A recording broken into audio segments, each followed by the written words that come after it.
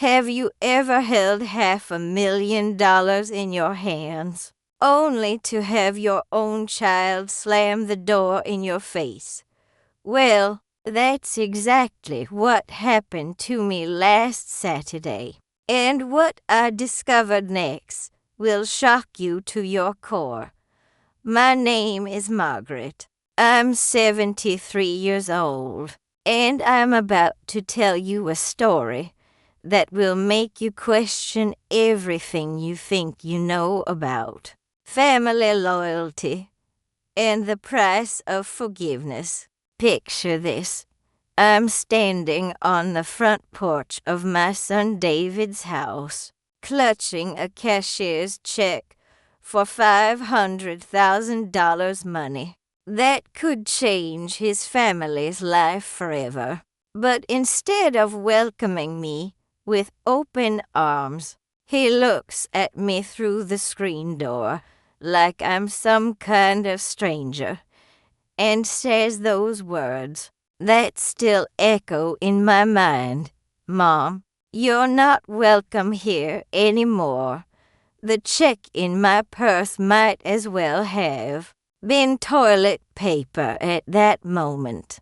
But before I tell you what happened next, and why that money was burning a hole in my purse, let me take you back to where this whole mess started. You see, 3 months ago, I made what I thought was the smartest financial decision of my life, but it nearly destroyed my relationship with my son forever. And the shocking discovery I made that day, it revealed a family secret so devastating that it changed everything I thought I knew about my own flesh and blood. Now, you might be wondering why a 73-year-old woman would be carrying around a check for $500,000, and trust me, there's a very good reason for that.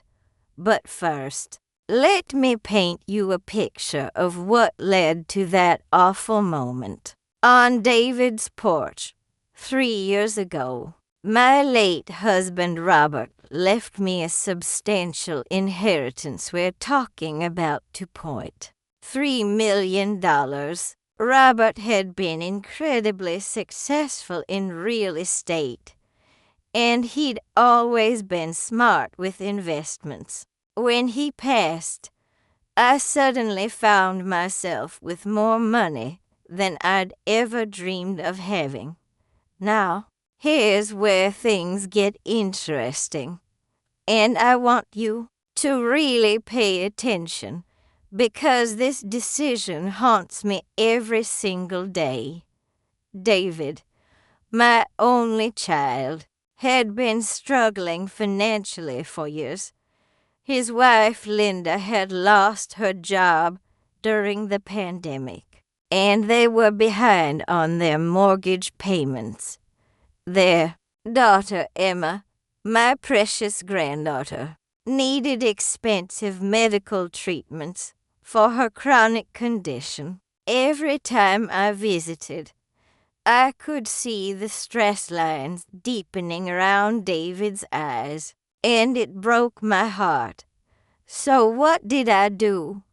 I made what seemed like the logical choice. Instead of just giving David the money outright, I decided to invest it in what my financial advisor promised was a sure thing, a startup tech company that was supposedly about to go public. The advisor, a smooth-talking man named Richard Williams, convinced me that I could triple the money within a year and then give David an even bigger sum. He showed me all these impressive charts and projections talking about artificial intelligence and revolutionary software. I was completely mesmerized. But here's the kicker. And this is where you need to lean in close because this is where everything went horribly wrong. Richard Williams wasn't just any financial advisor, he was Linda's brother. Yes, you heard that right. My daughter-in-law's own brother had convinced me to invest my inheritance in his company, instead of helping my son directly. And the worst part, David had no idea about any of this. He thought I was just being selfish with the money while he watched his family struggle. Can you imagine the betrayal he must have felt? Here's his mother, sitting on millions of dollars, watching him lose sleep over mortgage payments and medical bills, while secretly funneling money to his wife's brother. But wait, it gets worse, so much worse. Because what I discovered 3 months ago didn't just expose Richard as a fraud. It revealed something about my own family that made my blood run cold. The investment, as you've probably already guessed, was a complete scam. Richard had been running a Ponzi scheme, using new investors' money to pay fake returns to earlier investors. My $2.3 million gone, vanished into thin air, along with the life savings of dozens of other families. When the FBI finally caught up with Richard, they froze all his assets, and we were told we might recover maybe 10 cents on the dollar if we were lucky. I was devastated, but more than that, I was terrified to tell David what had happened. How do you explain to your struggling son that you lost his inheritance because you trusted his wife's criminal brother? How do you admit that your greed for bigger returns prevented you from helping when he needed it most? So I did what any coward would do. I said nothing and hoped somehow I could fix it before he found out. But secrets have a way of coming to light, don't they? And the way David discovered the truth was so much worse than if I had just been honest from the beginning. Are you ready for this? Because what happened next will make your jaw drop. Linda, my daughter-in-law, had known about her brother's scheme. All along, she had been feeding him information about our family's financial situation, helping him target me as the perfect victim, a wealthy widow who might be easily manipulated. The day the FBI arrested Richard, Linda panicked. She knew the truth would come out eventually, so she decided to get ahead of the story. But instead of coming clean, she did something so calculating and cruel that it still takes my breath away. She told David that I had refused to help the family because I was planning to leave all my money to charity when I died. She painted me as a cold, heartless mother who cared more about tax write-offs than my own son's well-being. David believed her. Of course. Why wouldn't he?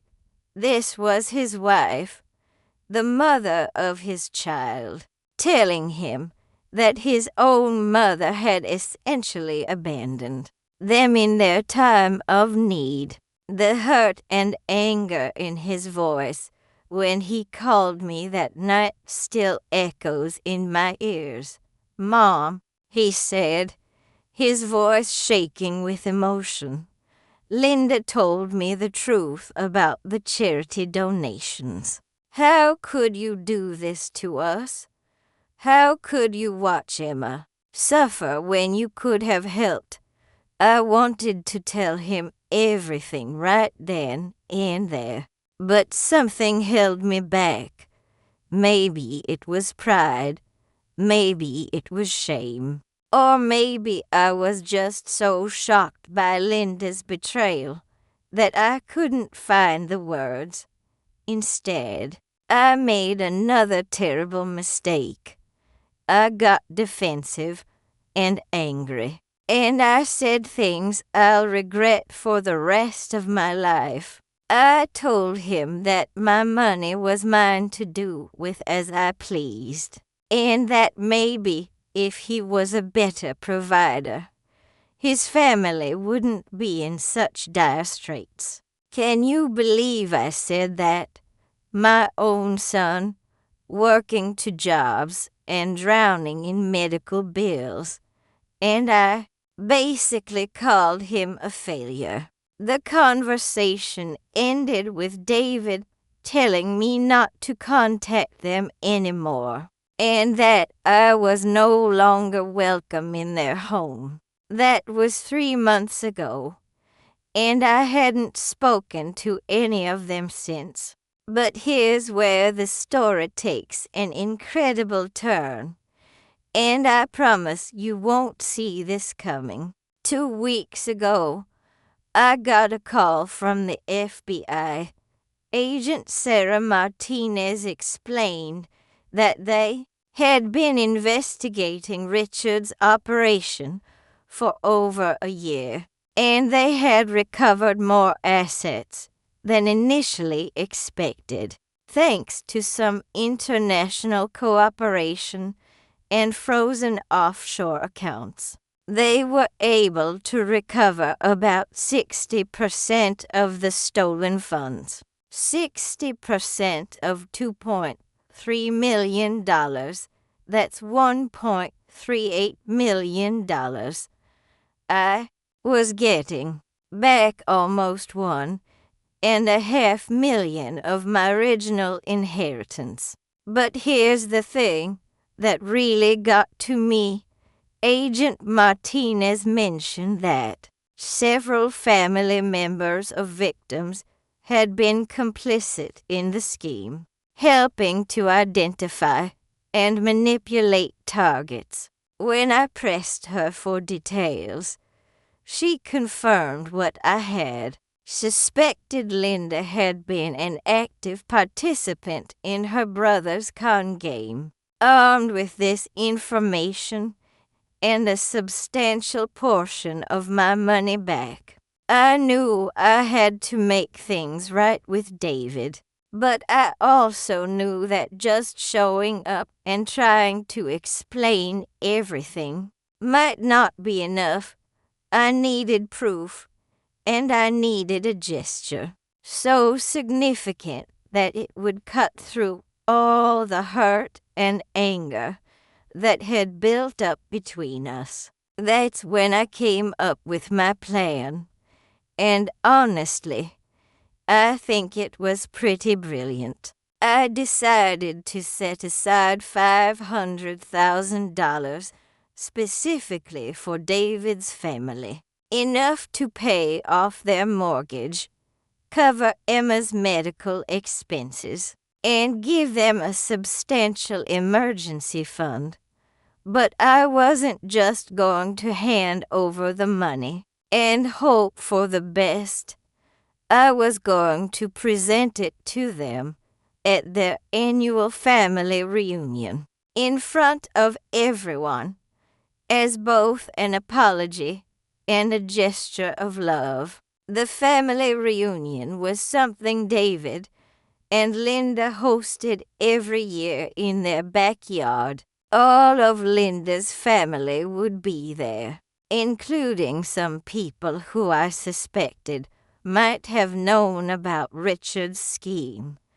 I figured that presenting the check publicly would not only demonstrate my commitment to making things right, but it might also expose any other family members who had been involved in the fraud. So there I was, last Saturday morning, dressed in my best outfit and carrying a cashier's check for $500,000, walking up to David's front door. I could hear voices and laughter coming from the backyard. The reunion was already in full swing. My heart was pounding as I rang the doorbell, rehearsing in my mind what I was going to say. When David opened the door, the look on his face nearly broke my heart all over again. It wasn't anger I saw there, it was pain. Deep, soul-crushing pain that I had put there with my lies and silence. "Mom," he said quietly, not opening the screen door, "what are you doing here? I thought I made it clear that you weren't welcome anymore." "David, please," I said, my voice trembling. "I have something incredibly important to tell you and show you. There's so much you don't know about what really happened with the money, and I have proof now. Please, just give me 5 minutes to explain everything." But before he could respond, Linda appeared behind him, and the look she gave me was pure venom. "Margaret," she said, her voice dripping with fake sweetness, "how nice of you to stop by. Unfortunately, this is a family gathering, and since you've made it clear that charity work is more important to you than family, I don't think you belong here." The audacity of this woman, standing there lying to my face when I now knew she had been part of the scheme that destroyed my finances, was almost too much to bear. But I kept my cool because I knew I had the upper hand now. "Linda," I said, looking directly at her, "I think you'll find that what I have to share today will be very interesting to everyone here, especially considering your brother Richard's recent legal troubles." I saw the color drain from her face, and I knew I had hit my mark. David looked confused, glancing between his wife and me, clearly sensing that there was more to this story than he knew. "What about Richard?" he asked. "What legal troubles?" Before I could answer, Linda stepped forward and practically pushed David aside. "Margaret, I think you should leave now. David told you that you're not welcome here, and I'm backing him up on that. Whatever games you're trying to play, whatever lies you're trying to spread about my family, we're not interested." But I wasn't backing down, not when I was so close to finally telling the truth. "David," I said, raising my voice so he could hear me clearly, "your wife's brother Richard Williams has been arrested by the FBI for running a Ponzi scheme. The $2.3 million I inherited from your father, I didn't donate it to charity. Richard convinced me to invest it in his fake company, promising I could triple it and then give you even more money. Linda knew about this the entire time and helped him target me as a victim. The silence that followed was deafening. I could see David processing this information, his face cycling through confusion, disbelief, and then a dawning horror as the implications sank in. Behind him, Linda was shaking her head frantically, but the guilt was written all over her face. "That's not true," Linda said, but her voice was weak and unconvincing. "Margaret, you're obviously having some kind of mental episode. Richard would never. I have documentation from the FBI," I interrupted, pulling out a folder from my purse. "Agent Sarah Martinez gave me copies of everything, including phone records showing the communications between you and Richard about my financial situation. You helped him con me, Linda. You helped him steal your own family's inheritance." David turned to look at his wife, and I could see in his eyes that he was starting to believe me. "Linda," he said quietly, "is this true? Did you know about Richard's business?" The moment stretched out like an eternity, and I could practically see Linda calculating whether she could continue to lie her way out of this. But then, from the backyard, we heard a voice calling out, "Linda, where are you? Uncle Richard is on the phone." The irony was almost poetic. Here we were, having this confrontation about Richard's crimes, and someone was announcing that he was calling from prison. Linda's face went completely white, and I knew the game was up. "David," I said gently, "I know I made terrible mistakes by not being honest with you from the beginning. I was ashamed and scared, and I handled everything wrong. But I never stopped loving you and Emma, and I never donated money to charity instead of helping you. Every penny I lost was money I was trying to grow so I could give you even more." I reached into my purse and pulled out the cashier's check, holding it up so he could see it.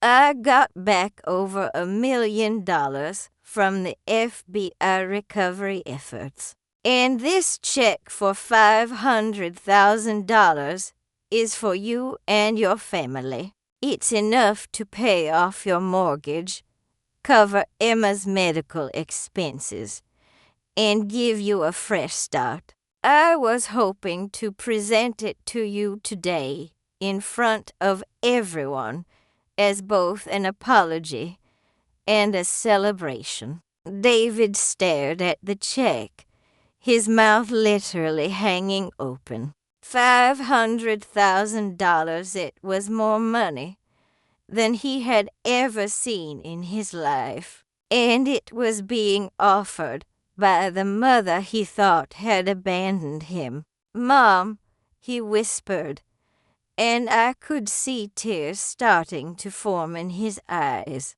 But Linda wasn't going down without a fight.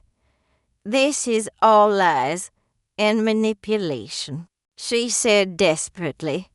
"Margaret, you can't just show up here with some fake check and think that fixes everything.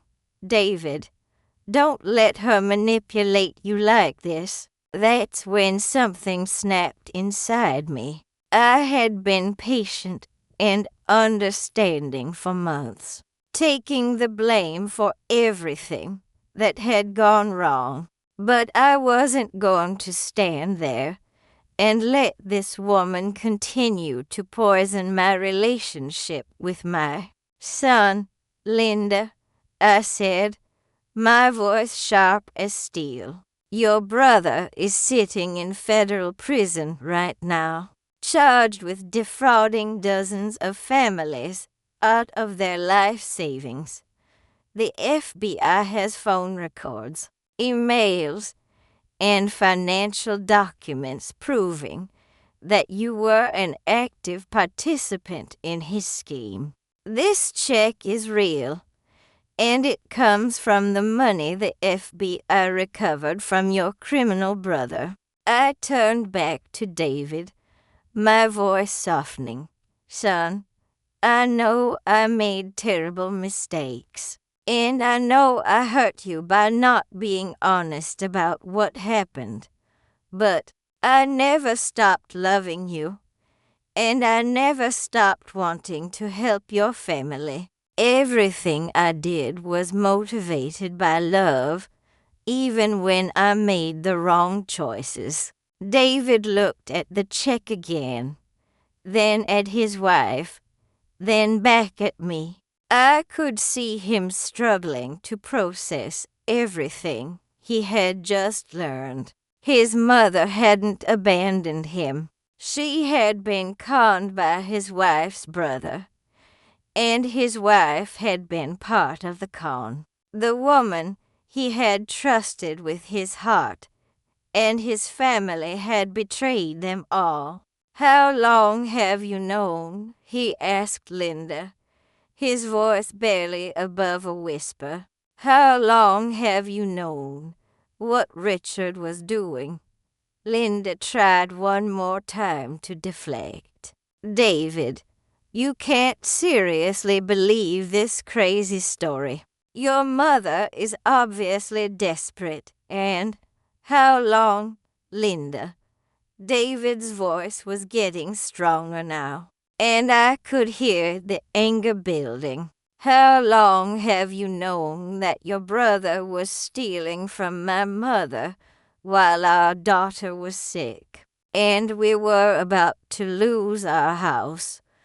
The question hung in the air like a sword waiting to fall. From the backyard, we could hear the sounds of the family reunion continuing, children laughing, adults chatting, someone starting up the barbecue grill. Normal family sounds for what was turning out to be the most abnormal day any of us had ever experienced. Linda finally broke. Maybe it was the weight of carrying the secret for so long. Or maybe she realized that with the FBI involved, the truth was going to come out anyway. I didn't know it was going to hurt anyone, she said, her voice cracking. Richard said it was just a business opportunity, and that your mom would make even more money. He said everyone would win. But you knew he was lying, David said, and it wasn't a question. You knew it was a scam, and you helped him target my mother while we were struggling to pay for Emma's treatments. The admission hung between them, like a chasm that could never be bridged. I watched my son's face as the full implications of his wife's betrayal sank in. This wasn't just about money, this was about trust, loyalty, and the fundamental bonds that hold a family together.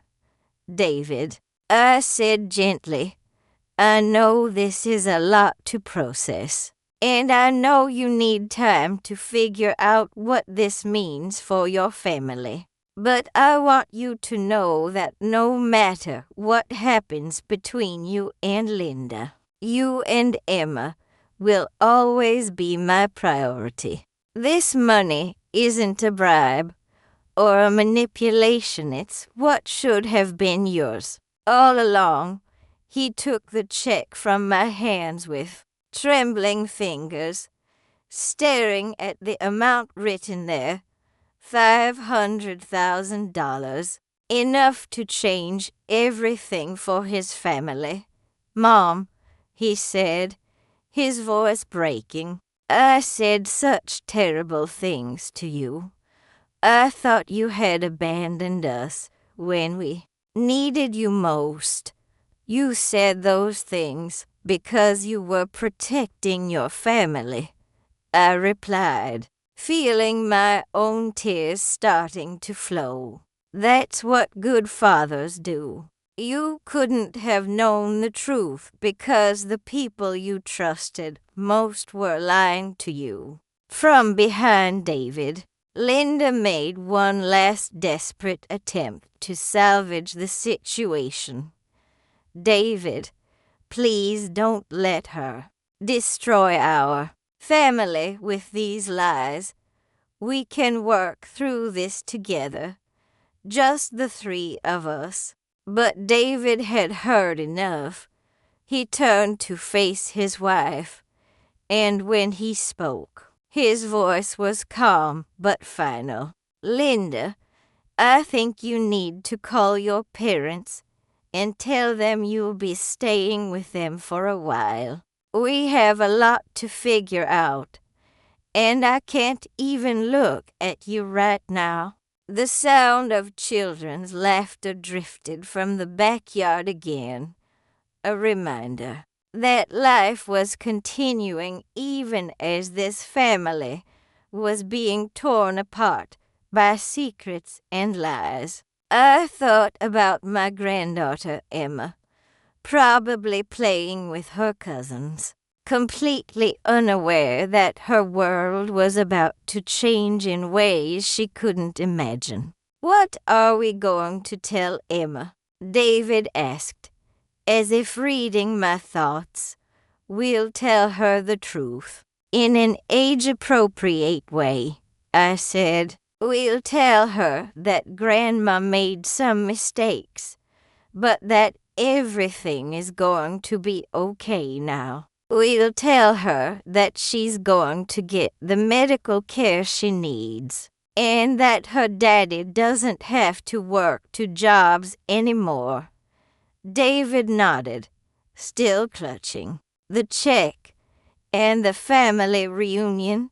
Everyone's here, including Linda's parents and siblings. How do we handle this? Before I could answer, we heard footsteps approaching from the backyard. Linda's father, Tom, appeared around the corner of the house, probably wondering why the host and hostess were having an intense conversation on the front porch. Instead of entertaining their guests, everything okay out here? Tom asked, his eyes taking in the tears, the tension, and the official-looking papers scattered around us. This was the moment I had been planning for, the opportunity to reveal the truth in front of Linda's family. But looking at David's devastated face, I realized that my grand gesture of public revelation wasn't what he needed right now. He needed privacy to process this betrayal, and he needed space to figure out how to move forward. Tom, I said carefully, I think David and Linda need to have a private conversation right now. Maybe you could help keep the guests entertained for a little while. But Linda, perhaps realizing that this was her last chance to control the narrative, made a decision that shocked all of us. Dad, she called out, her voice gaining strength.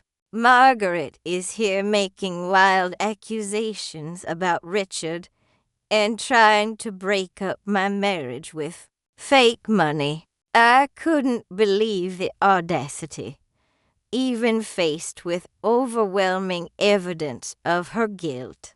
Linda was still trying to paint me as the villain, But this time, I wasn't going to let her get away with it.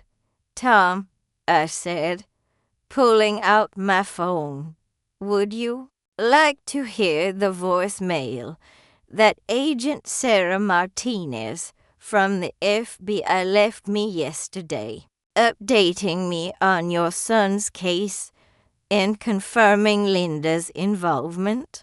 The color drained from Tom's face. Obviously, he knew more about Richard's legal troubles than he had been letting on. Margaret, he said quietly, maybe we should all sit down and talk about this calmly. There's nothing calm about watching your son's inheritance get stolen by his wife's family. I replied, my patience finally exhausted.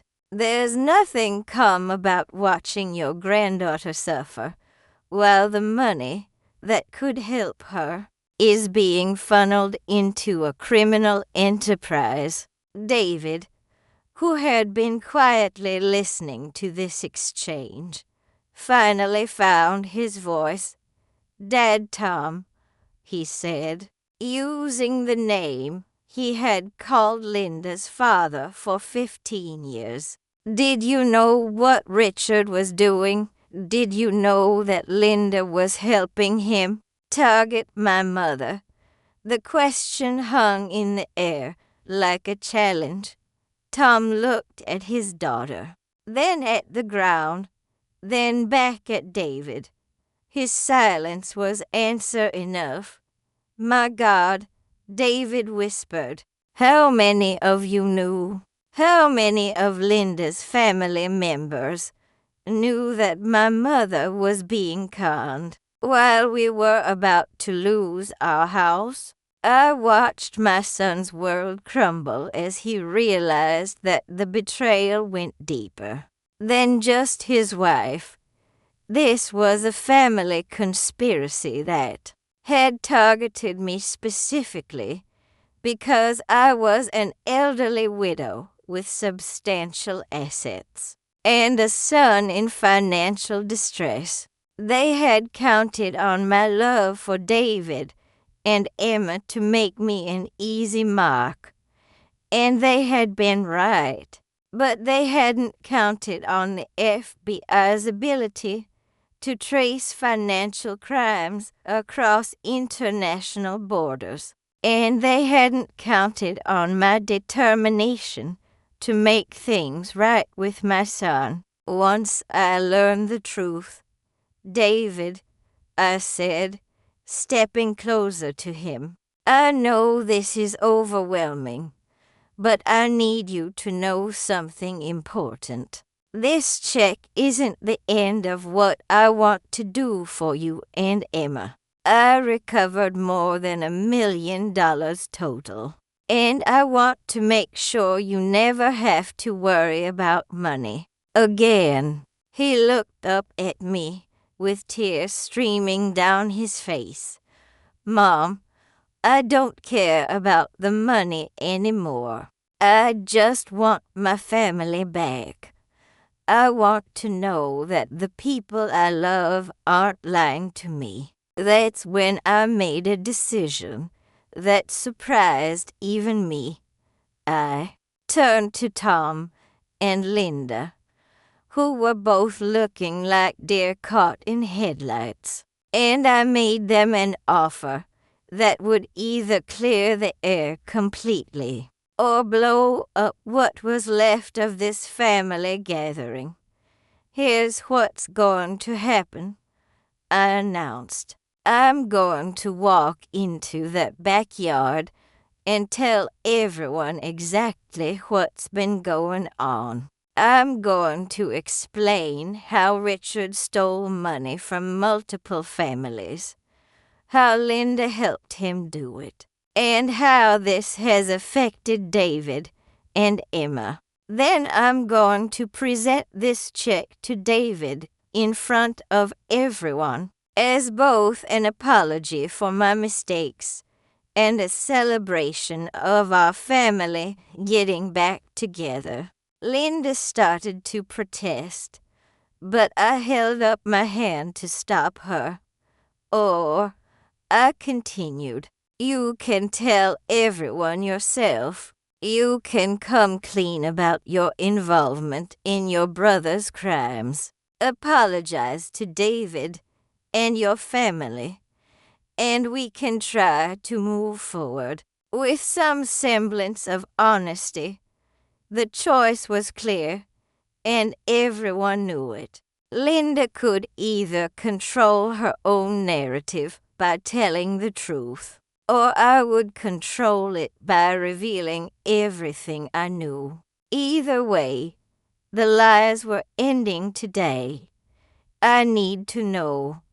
David said quietly, who else knew? I need to know which of Linda's family members were aware that my mother was being conned while Emma was sick. It was a fair question, and one that deserved an answer.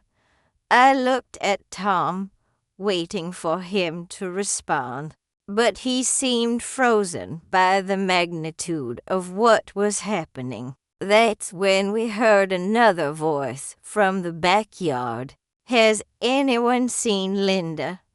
Emma is asking for her mom and uncle. Richard wants to talk to someone about his legal situation. The irony was almost too much to bear. Here we were, in the middle of exposing Richard's crimes, and he was calling from prison, wanting to discuss his legal situation with the very people he had used to commit those crimes. I'll take the call, Tom said suddenly, his voice resigned.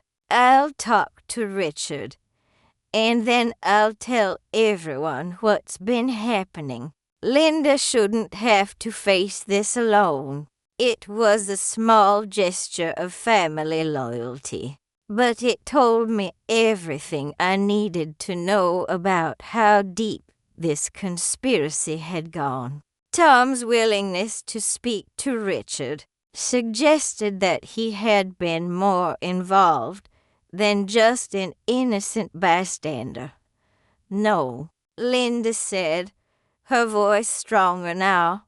I'll tell them myself. I'll explain everything, and I'll apologize to David and Margaret in front of everyone. I have to admit, I was surprised by this show of courage. Maybe Linda realized that coming clean was her only chance of salvaging any relationship with David and Emma, or maybe she was just tired of carrying the weight of all these secrets.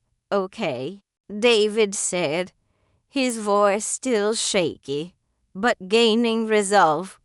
Let's go to the backyard together, all of us. Mom, I want you there when I explain to Emma that Grandma is back in our lives and that things are going to be better now. As we walked toward the backyard, I clutched my purse containing the rest of the FBI documentation. The check was now in David's hands, but I wanted to make sure everyone understood exactly what had happened and why it had taken so long for the truth to come out. The backyard was beautifully decorated for the family reunion. There were balloons, streamers, and a banner that read "Family is everything," words that would take on a whole new meaning once everyone learned what had really been happening behind the scenes. Emma, my beautiful granddaughter, was playing with her cousins near the swing set when she saw me. Her face lit up with the kind of pure joy that only children can express. "Grandma," she called out, running toward me with her arms outstretched. I knelt down to catch her in a hug, and for a moment, everything else faded away. This was why I had fought so hard to get back the money Richard had stolen. This was why I was willing to endure the humiliation of admitting my mistakes. This little girl deserved a future free from the financial stress that had been crushing her family. "Grandma, why haven't you come to visit us?" Emma asked with the directness that only children possess. "Daddy said you were too busy with other things." I looked up at David, who was watching our reunion with tears in his eyes. "I made some mistakes, sweetheart," I told Emma, "but I'm here now, and I'm going to make sure everything is okay for you and Mommy and Daddy." Linda's family members were starting to gather around us, sensing that something important was happening. I recognized most of them from previous family gatherings. Linda's parents, her sister and brother-in-law, several cousins, and a few family friends who had become like extended relatives. Over the years, "Everyone," David called out, his voice carrying across the yard, "could you gather around, please? We have something important to share with you all." As the group assembled, I noticed the curious looks and whispered conversations. It was obvious that people were wondering why Linda looked like she had been crying, why I was there after months of absence, and why David seemed so serious. Linda stepped forward first, her hands trembling slightly. "I need to tell you all something that's going to be very difficult to hear," she began. "My brother Richard, as some of you know, has been arrested by the FBI for financial crimes. What you don't know is that I was involved in what he was doing." The murmur that went through the crowd was immediate and shocked. These were good people, hard-working families who had trusted Linda and Richard, and they were learning that their trust had been misplaced.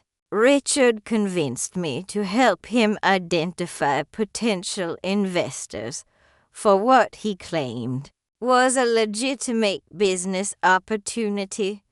Linda continued.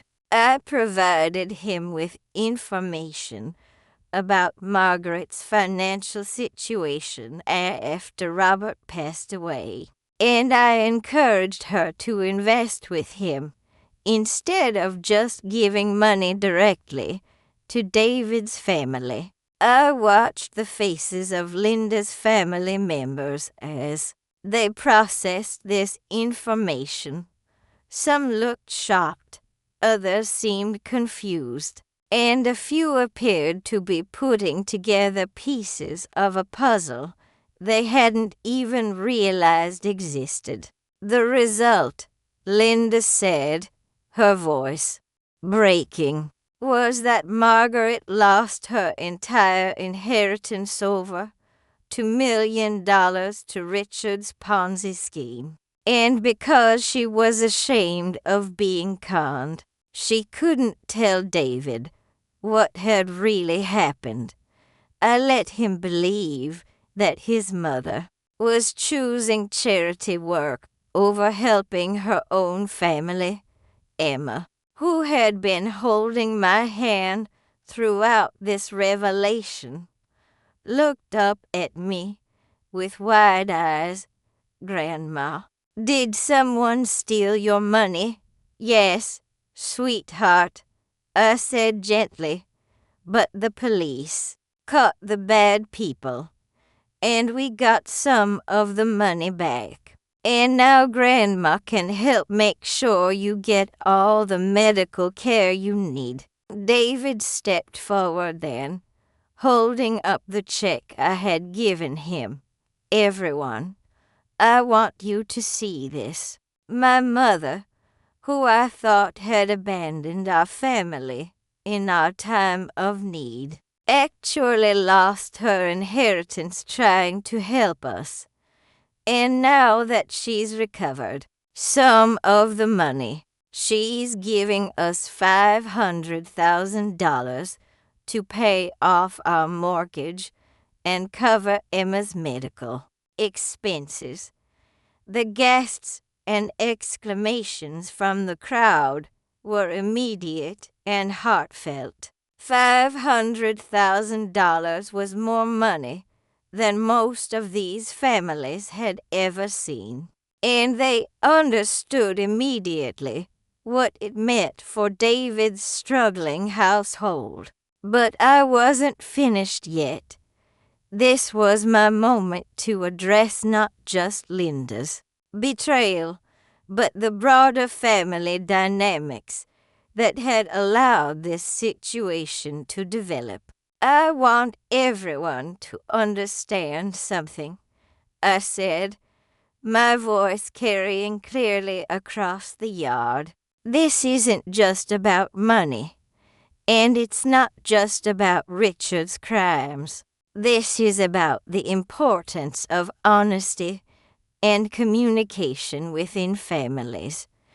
I made terrible mistakes by not being open with David about my financial decisions. And Linda made terrible mistakes by participating in her brother's scheme. But we're here today because we want to rebuild the trust that was broken. Tom, Linda's father, stepped forward then. Margaret, he said, his voice heavy with emotion, I owe you an apology. I knew Richard was involved in some questionable business practices, but I didn't realize the extent of what he was doing or that Linda was involved. I should have asked more questions, and I should have protected you better. It was a small gesture, but it meant the world to me, Tom's acknowledgement that the family had failed to protect me was the beginning of the healing process we all needed. What happens now? Asked Linda's sister Sarah. What happens to Linda and David's marriage? What happens to Emma? It was the question everyone was thinking, but nobody wanted to ask. The betrayal that had been revealed today wasn't just a financial crime, it was a fundamental breakdown of trust between husband and wife, and it had implications for everyone in the extended family. David looked at Linda, then at Emma, then back at the assembled group. I don't know what happens with my marriage, he said honestly. That's something, Linda, and I need to work out privately, probably with professional help, but I do know what happens with Emma, and I know what happens with my relationship with my mother. He turned to face me directly. Mom, I'm sorry for the things I said to you. I'm sorry for shutting you out when you were actually trying to help us.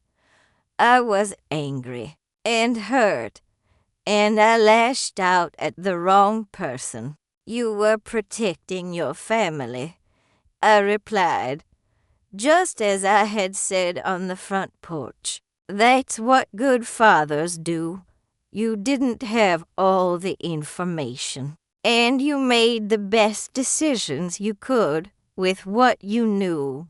Emma, who had been listening to all of this with the remarkable adaptability that children possess, tugged on my sleeve. Grandma, does this mean you can come to my dance recital next week? The simplicity of her question, the complete lack of judgment or complicated adult emotions, reminded everyone of what was truly important here. Despite all the betrayals and mistakes and criminal behavior, there was still a little girl who just wanted her grandmother at her dance recital. Yes, sweetheart, I said, kneeling down to her level. Grandma will be at your dance recital, and at every important event from now on, I promise. The family gathering continued for another hour, but the tone had completely changed.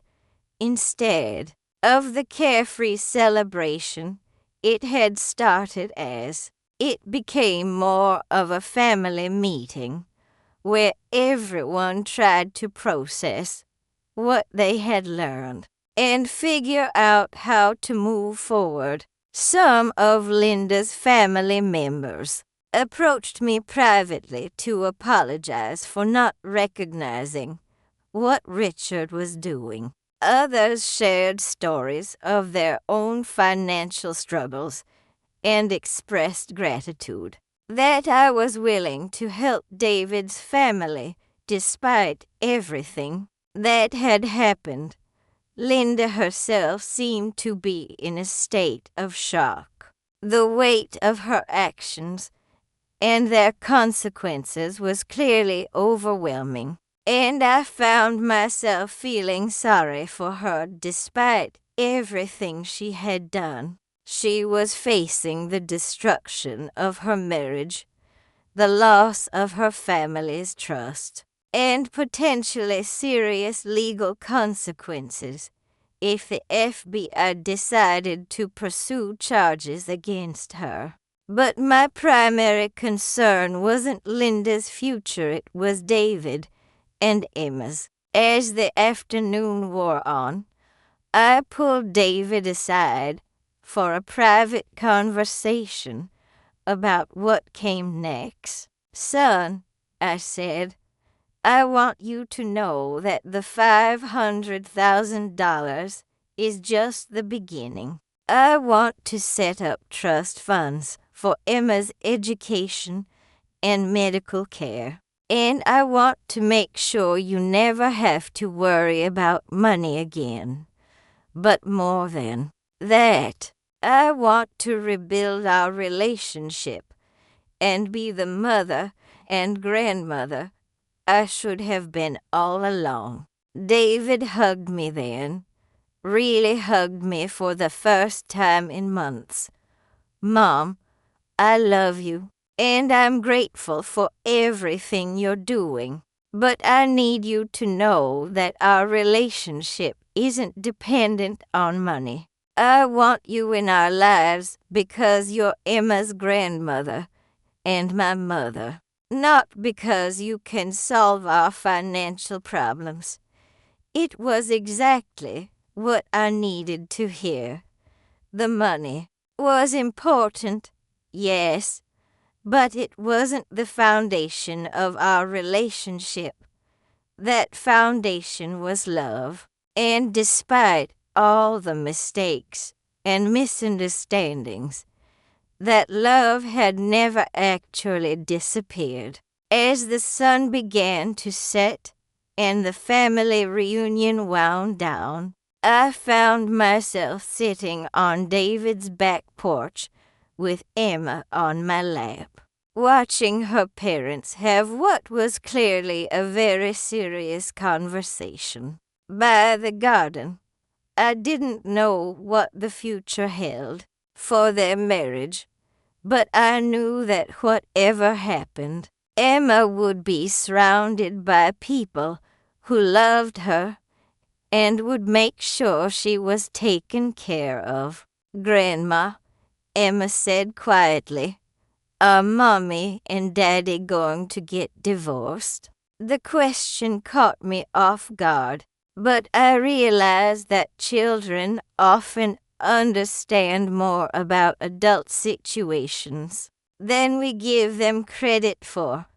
"I don't know, sweetheart," I answered honestly. "Sometimes grown-ups make mistakes that are very hard to fix. But no matter what happens between Mommy and Daddy, they both love you very much, and so do I." She nodded solemnly, then brightened. "Will you still come to my dance recital even if they get divorced?" Wild horses couldn't keep me away, I promised, and I meant every word. As we sat there watching the last of the sunset, I reflected on everything that had happened. 6 months ago, I thought I was making a smart investment that would benefit my family. Instead, I had nearly lost my relationship with my son and granddaughter because of my trust in the wrong people and my failure to communicate honestly about my mistakes. But sometimes, as I've learned, the most devastating failures can lead to the most important breakthroughs. The crisis forced all of us to confront truths we had been avoiding and to have conversations we should have had months earlier. And while Linda's betrayal had torn one relationship apart, it had ultimately brought David and me back together stronger than before.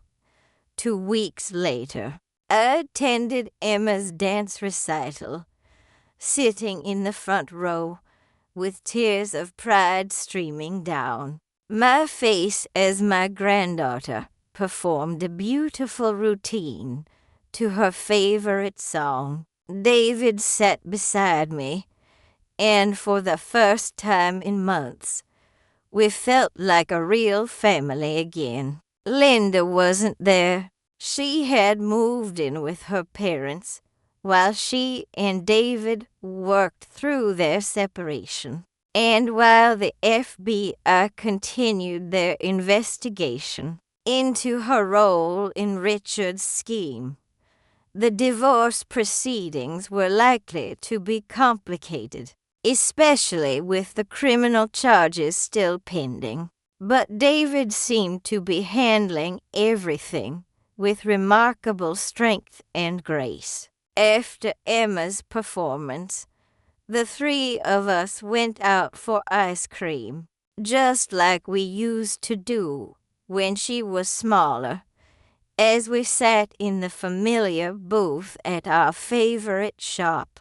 Emma regaled us with stories about her dance class and her friends, completely comfortable with this new family dynamic.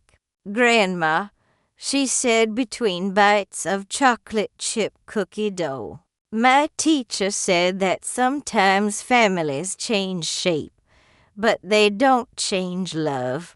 Is that what happened to us out of the mouths of babes?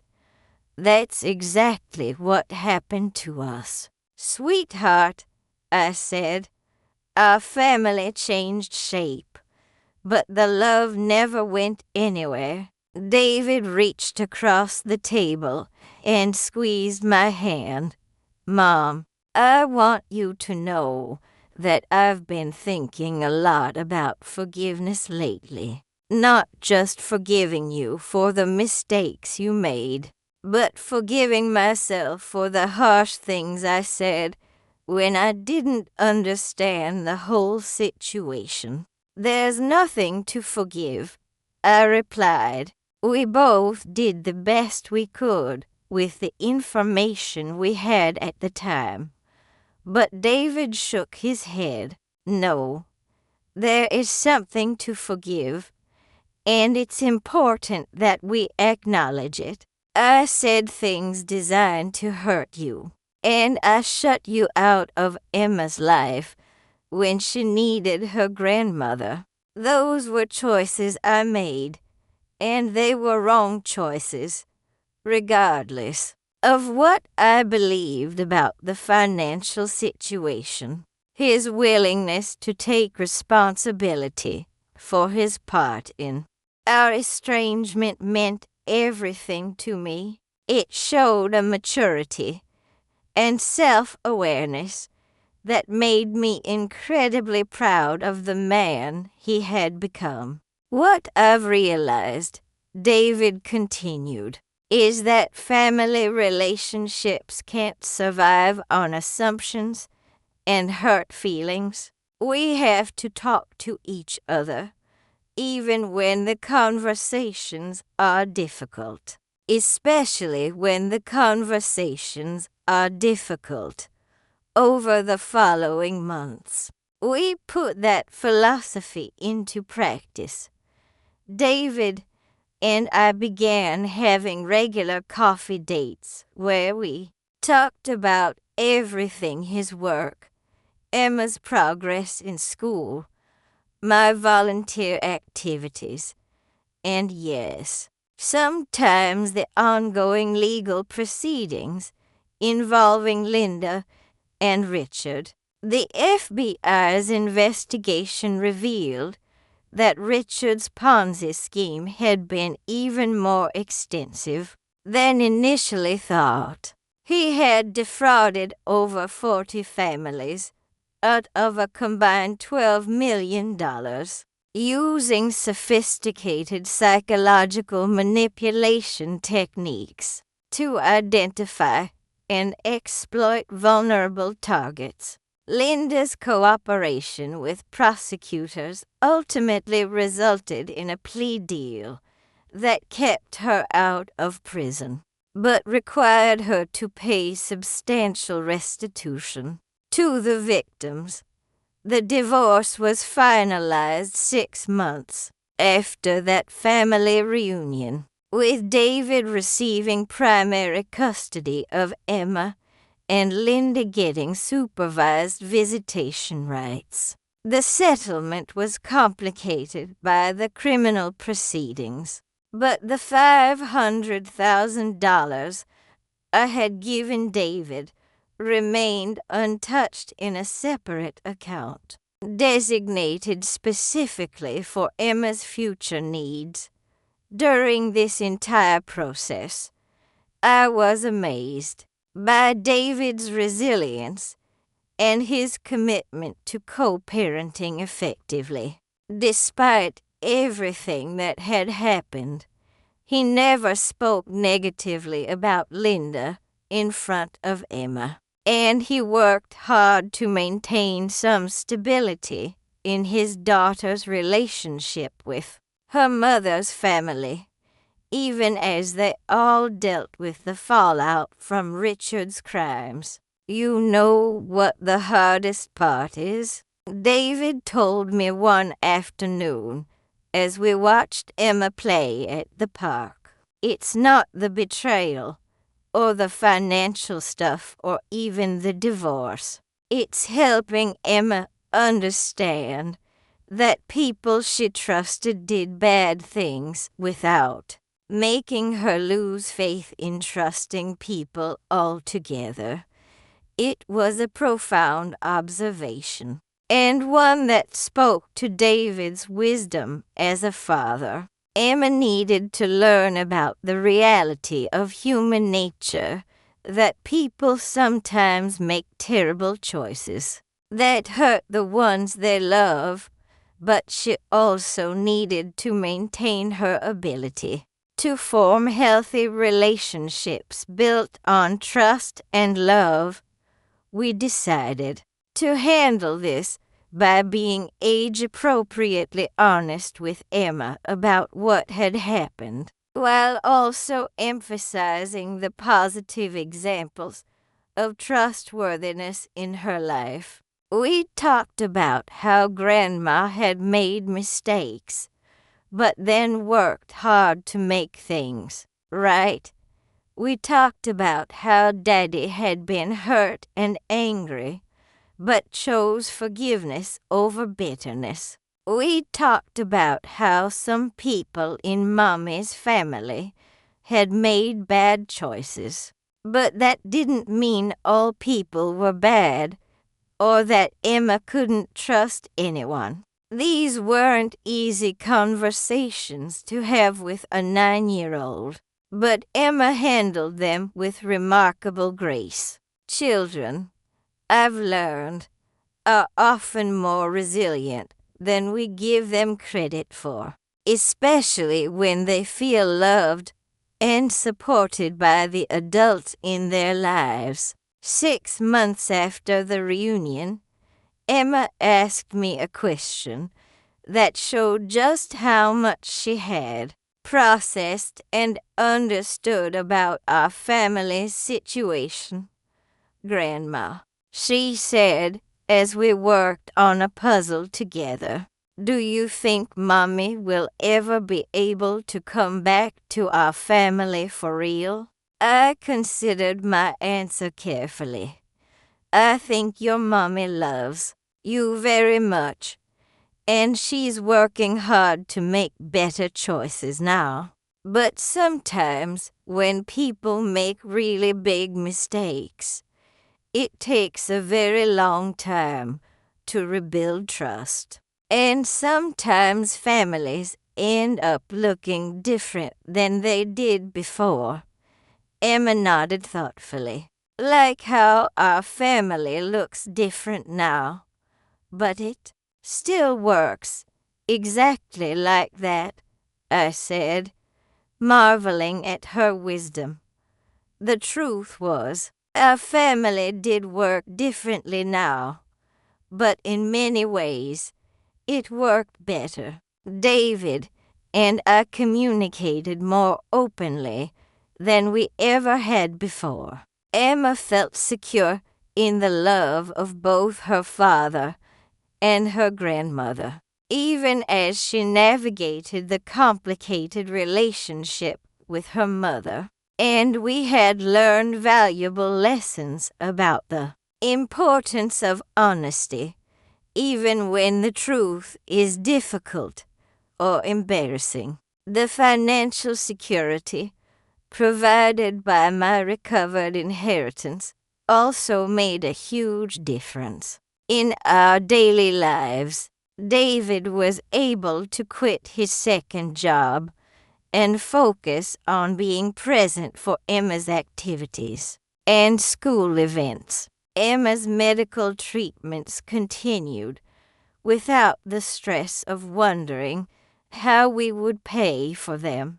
We even took a family vacation to Disney World, something that would have been impossible during the dark days when David was working 2 jobs and falling behind on bills.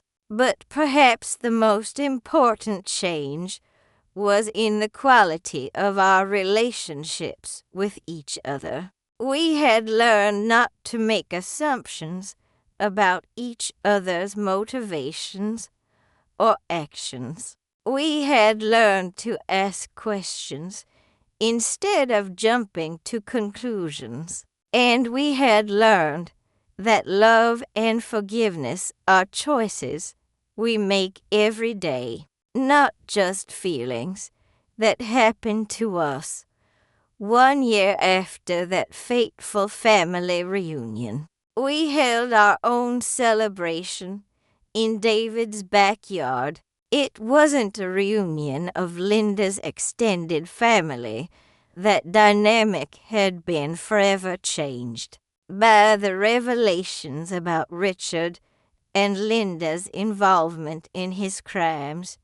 Instead, It was a celebration of our newly configured family unit and the friends who had supported us through the difficult times. Emma performed the dance routine she had been working on in her lessons, and David grilled hamburgers while I supervised the younger children who had been invited from Emma's school. It was a simple, joyful gathering that felt authentic in a way that previous family events sometimes hadn't. As the evening wound down and we were cleaning up, Emma came over to me with a serious expression on her face. "Grandma, I want to tell you something important." "What's that?" "Sweetheart, I'm glad you came to the reunion last year, even when Daddy didn't want to let you in. I'm glad you didn't give up on our family." Her words hit me like a lightning bolt. This child, who had been through so much disruption and change, understood something profound about persistence and love that many adults never grasp. She understood that sometimes fighting for your family means showing up even when you're not welcome, even when you're not sure you'll be heard. "I'm glad to, Emma," I said, hugging her tightly. Sometimes the most important conversations happen when we're scared to have them. As I drove home that night, I reflected on the journey that had brought us to this point a year ago. I had been a lonely widow carrying a check for $500,000, begging my son to let me explain myself. Tonight, I was a beloved grandmother with a secure place in a family that had been tested by betrayal and emerged stronger. The money had been important, yes. It had provided the financial security that allowed us to focus on healing our relationships, instead of worrying about bills and medical expenses. But the real transformation had come from our willingness to be vulnerable with each other, to admit our mistakes, and to choose love over pride. Richard Williams was eventually sentenced to 15 years in federal prison for his crimes. Linda completed her community service and paid her portion of the restitution. Though she never fully rebuilt her relationships with most of her family members, the trust that had been broken by her participation in the scheme was simply too fundamental to repair completely.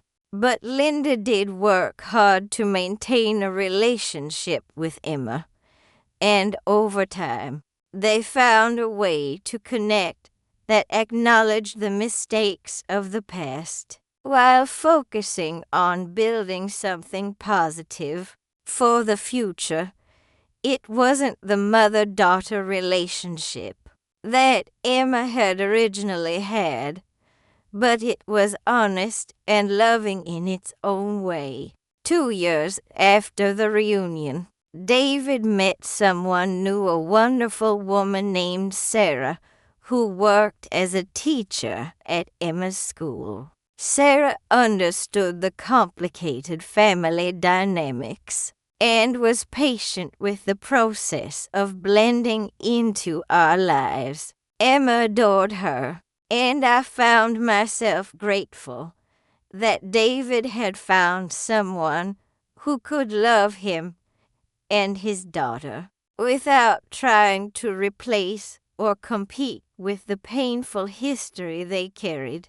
When David and Sarah announced their engagement, Emma asked if she could be the flower girl and if Grandma could help her pick out her dress. It was another small but significant moment that showed how our family continued to evolve and grow, incorporating new people while maintaining the bonds that had been tested and strengthened through crisis. The wedding was beautiful, held in the same backyard where we had confronted the truth about Richard's crimes and Linda's betrayal. But this time, the backyard was decorated with flowers and hope instead of secrets and lies. Emma walked down the aisle in a dress we had chosen together, beaming with pride at her important role in her father's new beginning. During the reception, Emma pulled me aside with another one of her profound observations. Grandma, do you think sometimes bad things happen so that good things can happen later? It was a question that philosophers and theologians have wrestled with for centuries. But Emma was asking it with the pure curiosity of a child trying to make sense of her world. I don't know if bad things happen for a reason, I answered carefully. But I do know that we can choose to learn from bad things and use those lessons to create good things. Your daddy and I learned how to talk to each other better because of the bad things that happened. And now we have Sarah in our family, and we're all happier than we were before. Emma nodded, satisfied with this explanation. Then she brightened and ran off to dance with her new stepmother, leaving me to marvel once again at her resilience and wisdom. As I watched the celebration continue around me, I thought about that day 2 years ago when I had stood on David's porch, clutching a check and begging for the chance to explain myself. I had been so focused on the money, on the grand gesture of financial rescue, that I had almost missed the more important gesture of simply showing up and refusing to give up on our relationship. The check had been important, but what had really saved our family was the willingness to have difficult conversations, to admit uncomfortable truths, and to choose forgiveness over resentment.